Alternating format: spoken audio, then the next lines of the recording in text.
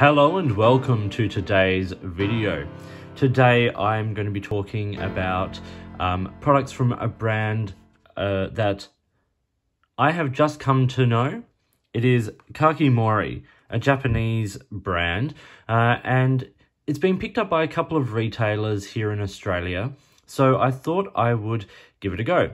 They have a range of some notebook products, a range of inks, a fountain pen, as well as dip pens, including like a brass dip pen for, testing inks and things like that. I got three products I was interested in: an ink, a notebook, and a pen. And I was just going to show these and show a few details about some of them. And yeah, I might as well sort of get cracking. Firstly, this is the way they come packaged. It's this sort of uniform grey card style packing. A lot of things have their logo or embossed on the labels, and all the print is in black and in nice clean font. It's all very simple and beautiful, very sort of typical Japanese minimalist kind of look. So let's start by talking about the notebook, and then we'll get onto the pen and the ink. So the notebook comes in a cardboard sleeve here, which does the job very nicely. And the notebook I got is this cloth bound or linen bound notebook. It's a fairly slim notebook, but it is certainly it's A5 size, and it's got a lot going for it. Nice clean sharp corners, nice clean binding with Kakimori there on the side, nothing on the back. Once again, very minimalist. Grey end pages, it ties in nicely with the grey of my backdrop here. In the back, once again, grey end page. And this is the paper. As you can see, lies beautifully flat. This binding is lovely. It's got that sort of indent to allow it to sit flat, and it's all thread bound. So with very little effort, it can be opened up flat. I've got the grid version here. So I've done a few little tests and got some information in the back. I'm going to cover the information, and then we'll talk about how things perform. So it's A5 or 215 by 152, so it's not exactly standard A5 size, but it's good. It's just a little bit bigger because it's got a slight sort of overhang over the paper. So I think the pages are A5 size. It's 100% cotton outer, so this linen cover, which is really nice. I enjoyed it a lot. 128 pages of OK Fools pure white paper. I want to talk about OK Fools. So OK Fools, this paper is, I think, 81.4 GSM, long grain paper made in Japan by the Nippon Paper Industries, Yatsushiro factory. Originally made by Oji Ogura factory, after the British Fools paper range was first introduced into Japan, or imported in Japan, in the late 1880s. So it kind of all ties together there. OK coming from, from the name Oji Ogura. And yeah, so it's paper made in Japan based on a kind of paper that was introduced to Japan from the British Fools cap paper company. So this is 5mm grid. It's a very light grid, and it also has a slight watermark. So I'm going to show you up nice and close. I'm not sure the camera will pick it up, but there's a watermark on each page, which is the Kakimori logo there. It's very faint. Some people won't like the fact that every page is branded. I don't mind it. It's not intrusive at all. And the grid pattern is nice, and there's little separating points on the pages to give you a sense of where the quarters are and where the half is. It's nice, it's simple, it's clean, and in that very organized Japanese kind of way, which is an aesthetic I really enjoy. As I said, it's made in Japan. It's labeled as fountain pen friendly. There's no elastic, there's no pocket or ribbon. It is really just a beautiful notebook with lovely paper. And the notebook retails for $39.99 in Australia. So what I've written on it here with is the Kakimori ink, which we'll have a look at in a moment, which is number 8, Zabun. Kakimori in the Kakimori Aluminium pen, which we will have a look at. I've also got KWZ Menthol in a Just Turnings fountain pen with a fine nib. Pilot Roshizuku Kujaku in a Pilot Custom 845. I've got Diamine Oxford Blue in a Jinhao X159 with a fine nib. Waterman Serenity Blue in a That Pen Bloke Tea Tree pen with a fine nib. Mont Blanc Toffee Brown in the Toothby Eco Indigo medium nib. Sailor Colt Pens Iris, which is a beautiful ink, in a Pilot Custom 823 with a broad nib.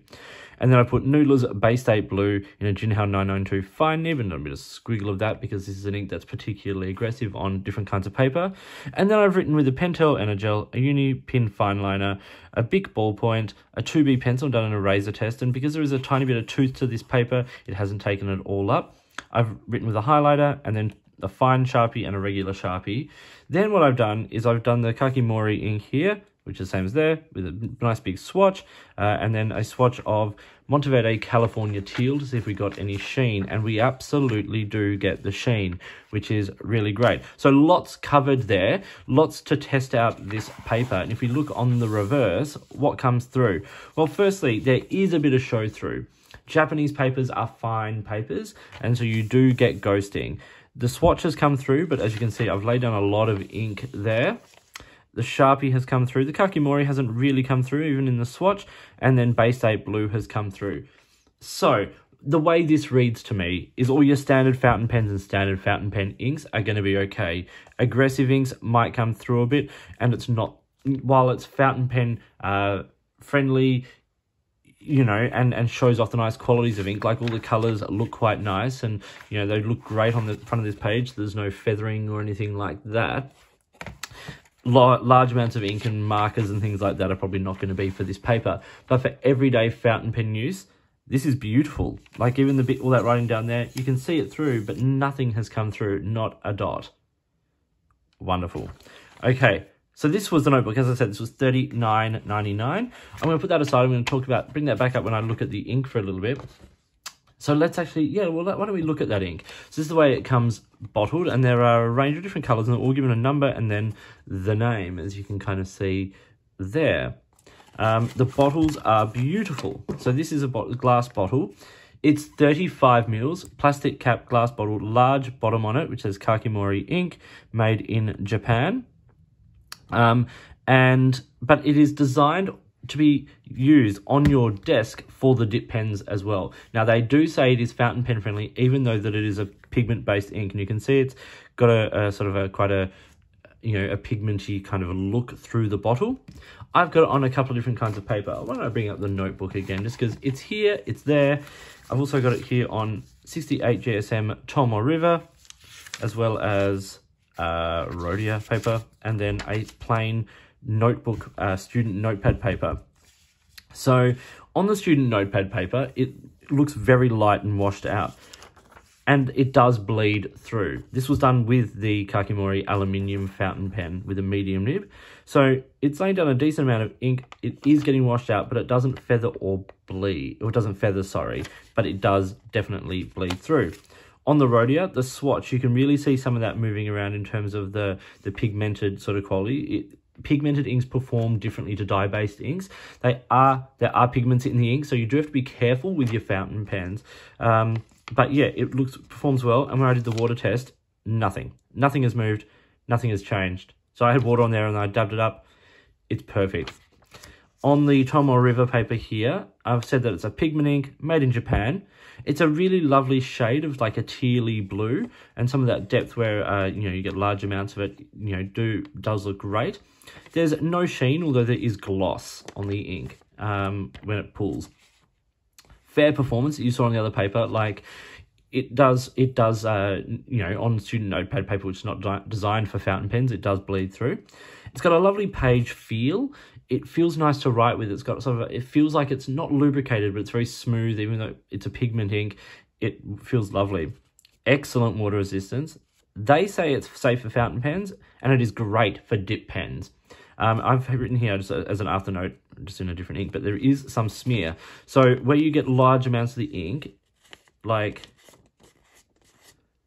it does smear onto your finger, onto whatever you get it on. So just something to be aware of. This is the ink on a colouring card. You see that beautiful tealy grey. You see where the depth where it pulls, and yeah, it looks lovely. It's a lovely ink. It's a lovely shade of ink. It performs nicely, and from what I've been told, I've only tried this one, but from what I've been told, they all perform in a similar way. They've all got a similar sort of manufacturing process, and it's just different pigments used to create the colour. And then last but not least, we'll look quickly at the Kakimori pen. This is aluminium pen. I love this packaging, simple triangular packaging.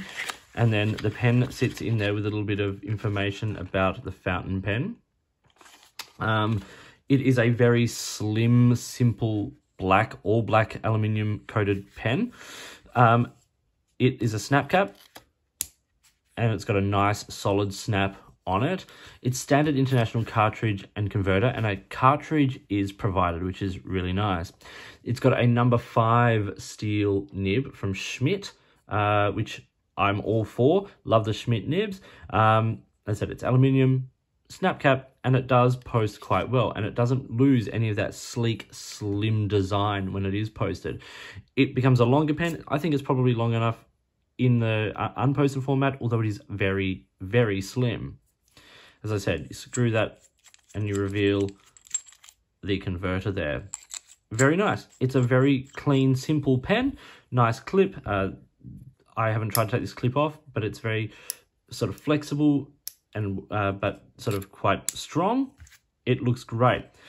Simple, you know, Kakimori logo there on the top, on a flat surface, a flat bottom.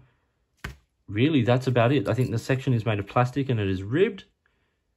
Let's look at it in comparison to a couple of other pens.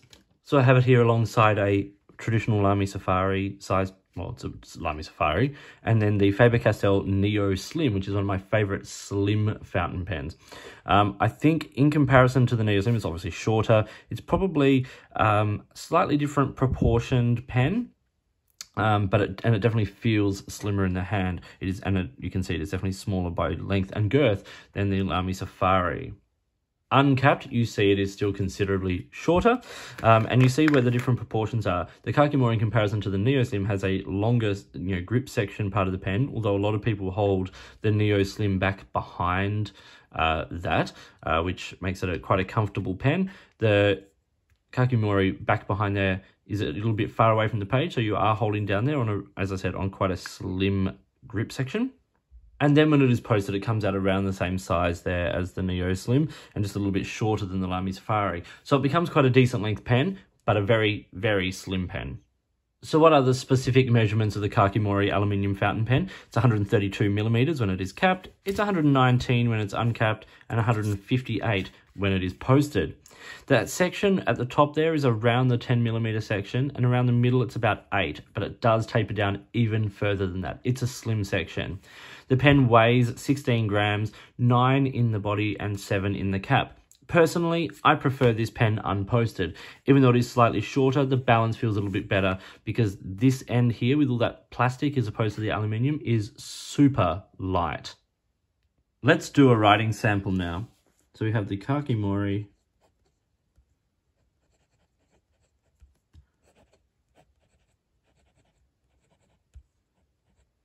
aluminium fountain pen with, I think it's about a number 5 Schmidt steel nib, and this is a medium. I believe it also comes in fine. The ink, as I said here, is Kakimori number 8.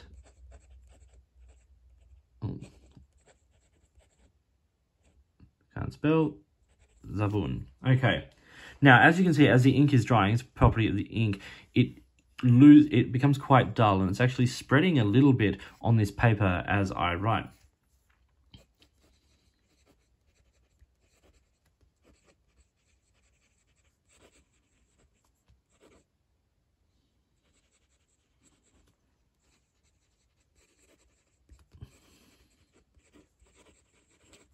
It's an exceptionally smooth nib, and I think it writes quite well.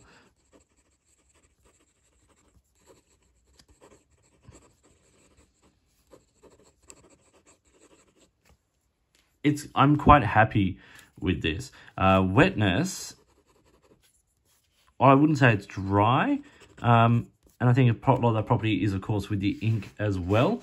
Reverse writing, it's very fine, quite scratchy, and it's a stiff nib, and also it's all in plastic, so I probably wouldn't push it too hard just in terms of the durability of the materials as well.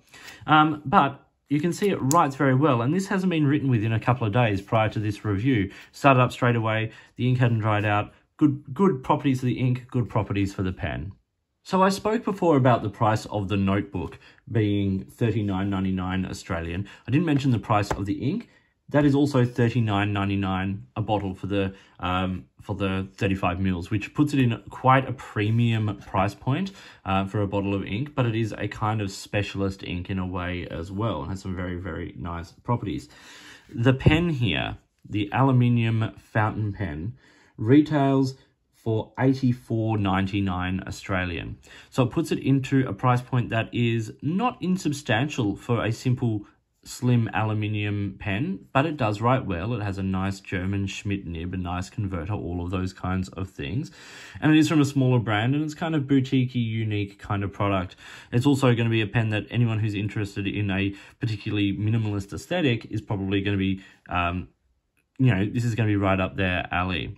So what are the pros and cons of the aluminium fountain pen? Well, cons. Firstly, one thing I have to say is the sound of the anodized metal on metal. That noise like grates on me so much, and I am worried about the finish on the material, sort of losing some of its pristine quality. I think the balance of the pen when it's posted, it's too back heavy. There's not enough weight here in the section end, so which is why I write with it unposted, even though it is a smaller pen in the hand that way. It's just more comfortable for me to use that way. Another thing I have found is that because that snap is so secure, this came loose in my pocket. I was carrying it one day at work, it became loose in my pocket, and it gets loose at that point. For me, that just happened. I didn't, just sort of, I took it out of my pocket and it had come loose probably to about that kind of point. So, not off, but definitely loose. What is going to be a pro and a con, depending on who you are, is the size and the weight. It is slim, it is light, it is smaller. If that's what you want in a pen, it is a pro. If you want a big, heavy pen, or even a big pen that's like, this is not going to be for you. And also, if you're not into sleek, all-black minimalist design, this may not be for you. But there are lots of pros. Firstly, it comes with a converter. A lot of pens at this price point don't come with converters. I'm so glad this one does. It's not particularly robust. It's a lightweight pen, but I don't have any concern over the quality of the aluminium when it's all capped and all that kind of stuff. It's nicely finished and everything, kind of looks really nice. I think the price point is, for me, I think it's just on the right end. If it was any more expensive, I don't think I could justify it. If it was a little bit cheaper, I think this pen would be a winner, a real winner. But the biggest strength for this pen is that nib. You saw it writes beautifully, it writes incredibly smoothly, and it's got a generous flow. So I'm really, really happy with that nib. So this was a range of lovely products from Kakimori. We've got the Kakimori No. 8 Zabun ink, the notebook here, and then the aluminium fountain pen. Products I really enjoy, and at relatively decent price points. $39.99 for a high quality luxurious notebook, $39.99 Australian for a pigmented unique ink, and then $84.99 for the aluminium fountain pen. They are luxury products. These are not your everyday stationery products. These are luxury Japanese products that sort of do come at a slightly higher price point because of that. But I think you're getting very nice products at that price point. So thank you for watching. I hope you found this video interesting and useful. Please like and subscribe, hit the notifications button, all that kind of stuff. If you've got products you think I should be looking at, or if there's a way you would like to support the channel, I would love to hear from you. In the meantime, enjoy your inks, your paper, your notebooks, whatever you're using, and I'll talk to you soon.